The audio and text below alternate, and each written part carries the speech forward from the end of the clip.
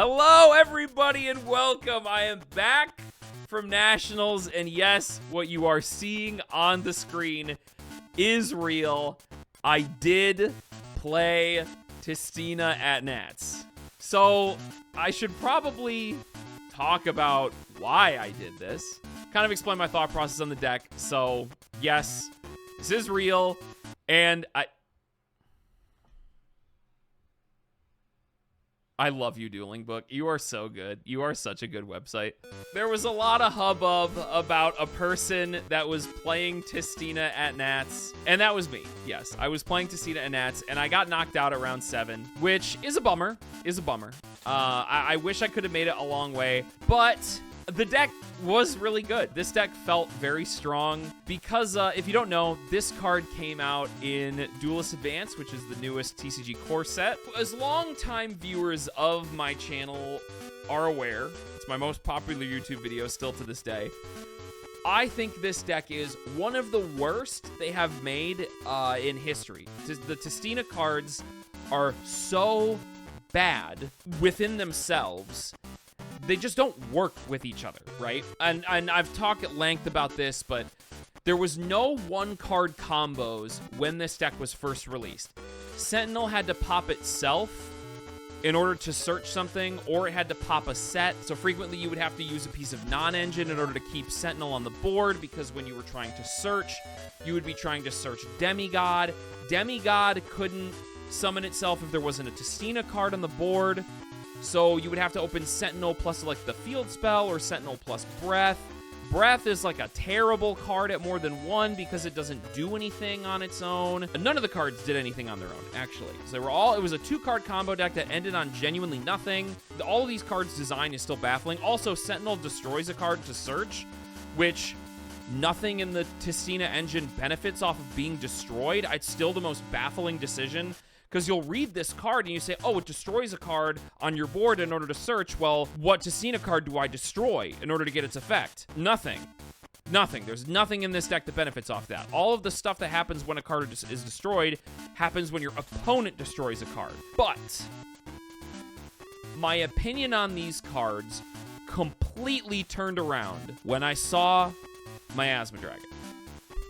Miasma Dragon is so insane for this deck because it takes a deck that had 0 one-card starters and bumps it up to like 12 or 14 depending on how many you want to play. Miasma Dragon turns the field spell into a 1-card starter. The way this card works is if this card is normal or special summoned, you add a Tistina monster from your deck to your hand except Miasma Dragon.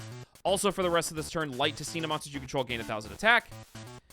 That's its summon effect. And then the effect that matters here is if this card is sent to the graveyard and a card is in the field zone, so either yours or your opponent's, it doesn't have to be your own field spell, you can special summon this card from the grave. Also, you cannot special summon from the hand or graveyard for the rest of this turn except Tistina monsters.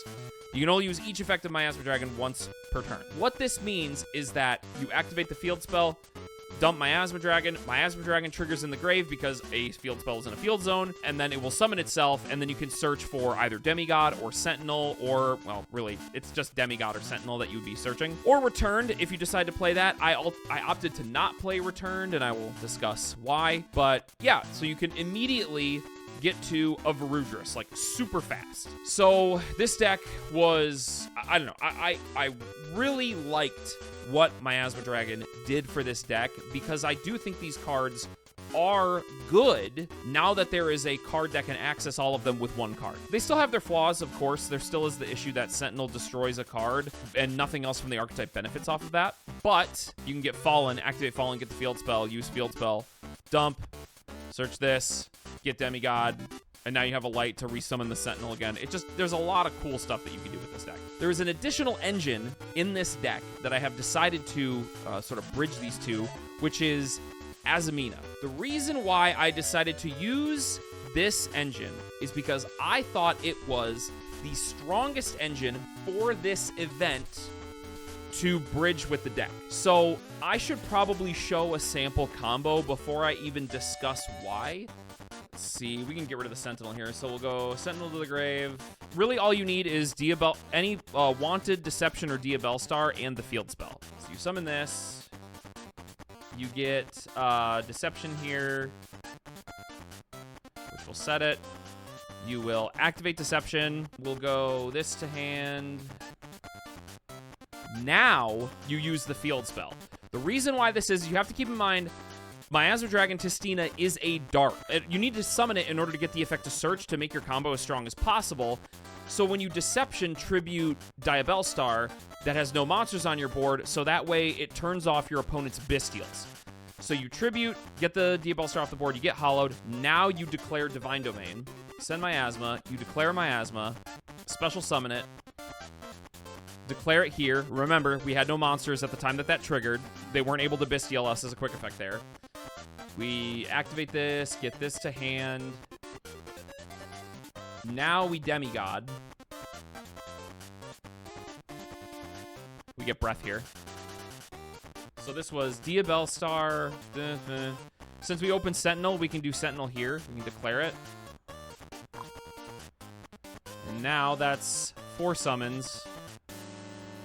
We overlay for Varudris. So we have Varudris on summon 5, and we're not even done yet. Now, Miasma Dragon applies a lock to us. We are not able to summon from our hand or grave except for Tistina's.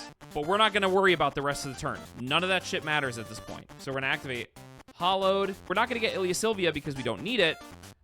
We're going to do Murcielago. So we send this to the grave. We get Murcielago. Now we declare Murcielago. Murcielago is going to get us a simple spoil card. So we're going to get Wanted. Here's the thing that's important. Murcielago has sort of a hidden effect, if you want to call it that, where if it is destroyed, you can search for a sinful spoil spell. Now, what in our deck pops a card? So we activate Breath, declare to set the Murcielago. That will get us, we'll just do another Sentinel here, because we have an additional normal from Breath. Actually, we didn't even normal summon at all, to be honest. Yep, so we got Wanted. We go Sentinel effect, declare, destroy the Murcielago. We can grab really anything at this point. We can just grab, I don't know, Fallen, because it'll be an extra normal summon. Then we can go declare Murcielago's additional effect. So we get our second Wanted. Now, we will use Hollowed Azamina effect.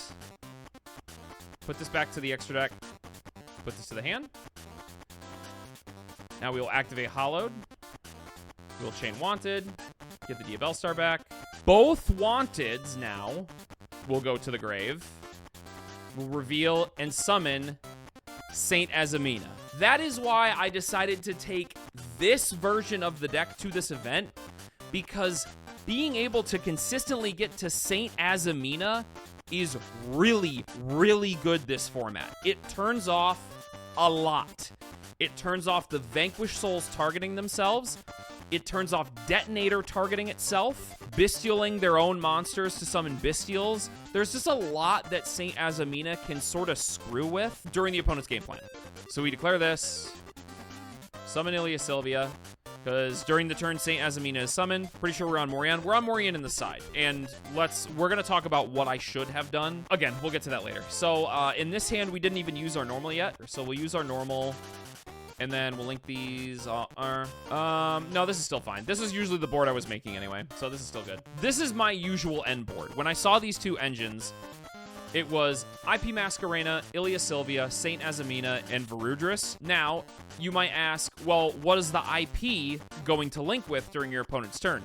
These are all interruptions that you really don't want to get rid of. Here's the next part. During the opponent's turn, when we negated with Varudris, we would use Varudris to detach the Miasma Dragon, and then we would probably additionally, detach, destroy something. Remember, Miasma Dragon triggers whenever it goes to the grave whilst a field is in a field zone. Even if it is sent as cost, it doesn't matter. It just has to go to the grave. So we would use it again, declare it. That would get us another search for like a demigod or something for follow-up. Then we had Miasma as an additional material to go to something like SP or Gorgon. And I made Gorgon a lot this event. Gorgon ended up being a very, very good card. This card was really nice. That is the theory behind this deck. It was okay. It was okay. And I should explain why it was okay. There are a couple things I did not include in this main deck. First and foremost being Morian. Second being a card that I really undervalued, which was this. I'm going to explain both of these. Morian is just a Book of Moon. Target a special summon monster, change it to face down defense position. It doesn't require anything. Like, you could play Morian in a deck that doesn't even play simple spoils cards. It just is a Book of Moon for face down defense position monsters. Obviously, that would be terrible, but I'm just saying that's the point of this card doesn't have like an activation requirement. Just has to target a special summon monster. This card is very good. I just got a little worried about playing too many cards that were only good going first, because when I was testing this build, I was drawing this card a lot when I lost the roll, and it was really, really rough. Now, Discordance. I fucked up by not playing this card. If I was going to include an archetypal trap card in this deck, it should have been Discordance. So what it does is you activate one of these effects. If you control a Tistina monster, you banish a card face down from your, you banish one card from your opponent's graveyard face down. Non-targeting. So you just banish a card from the graveyard face down, and then if you control a Tistina monster special summon from the extra deck, you banish all cards in your opponent's graveyard face down. That's not even what I care about. Like, yeah, that sounds like, ooh, poggers, you get rid of their graveyard. Who cares? The fact that you get to DD Crow an opponent's card is so crazy. I really wish I played this because it would have been so solid for Murakumo. Banishing Murakumo face down?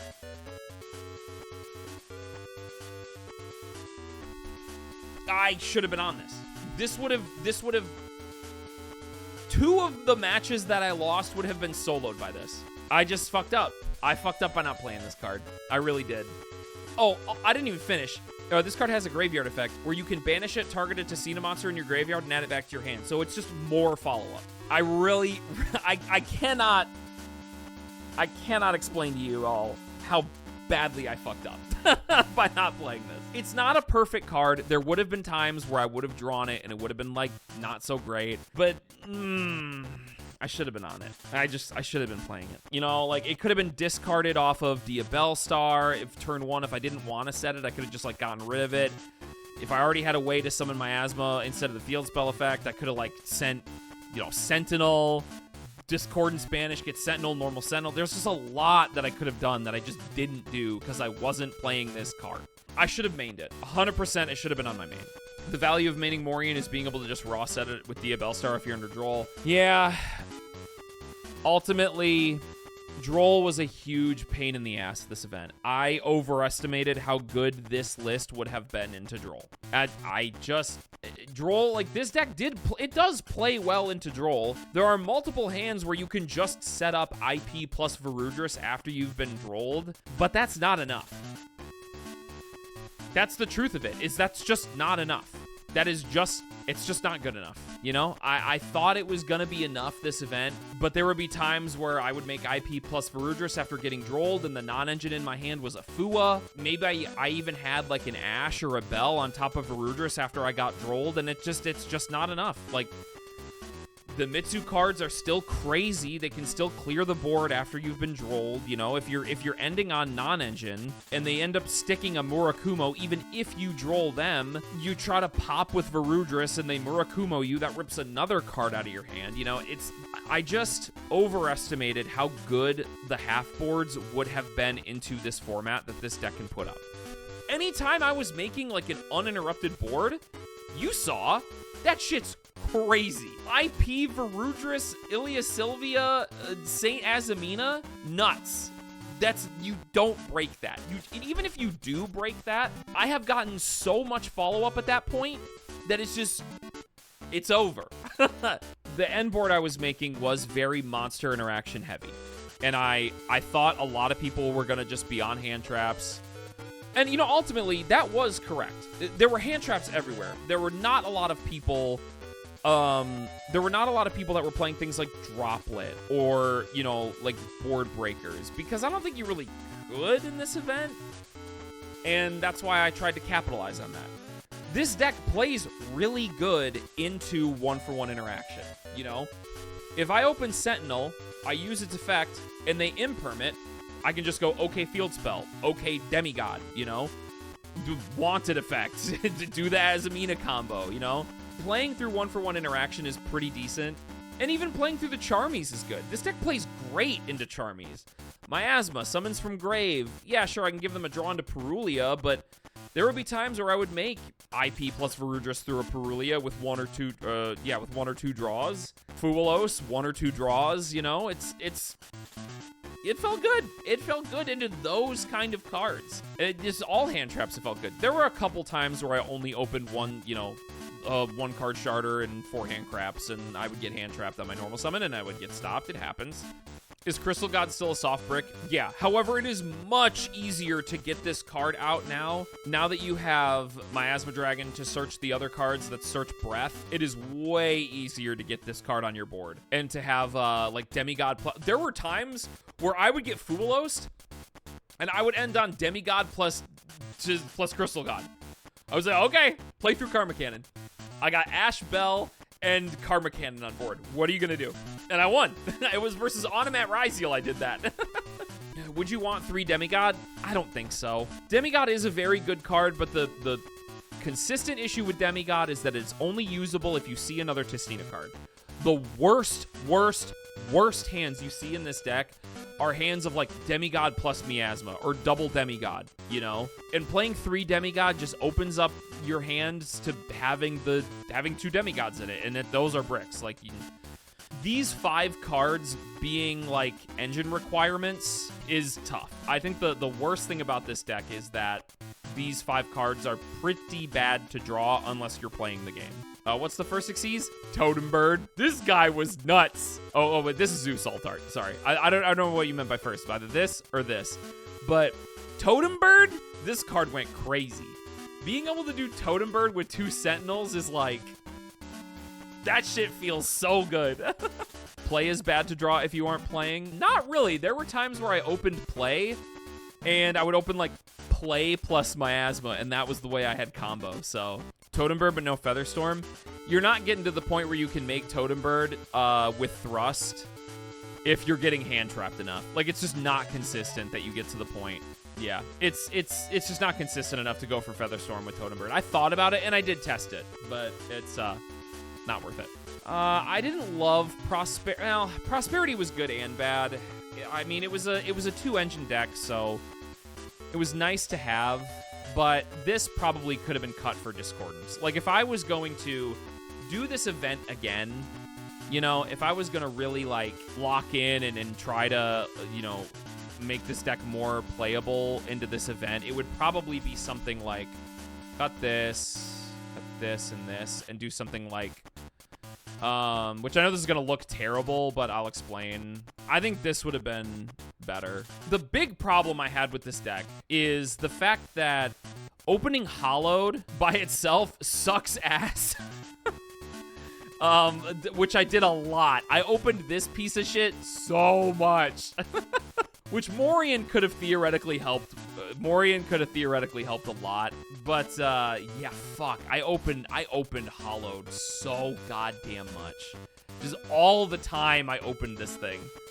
Peeps and Box, better name a better duo. That's right, baby. I don't want to like evangelize about this deck, right? I don't want to say that this is the best deck of all time. I know that it's not. It has inherent flaws that other decks in this format don't have, but it is good, you know? And it's hard for me to be like, this deck felt really strong. I feel like it could have made it when I went 3-3, you know? It's hard to say that, and I know that that's difficult. I liked this deck a lot. I got a lot of compliments from people that I played against, people that beat me, people that lost to me, people that were sitting next to me watching me play it.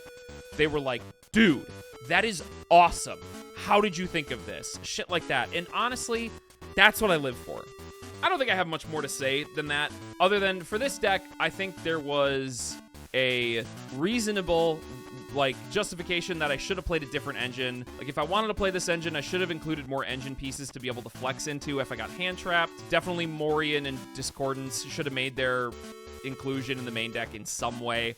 I probably shouldn't have mained that many hand traps. I think maining the engine pieces would have been a overall benefit to me personally.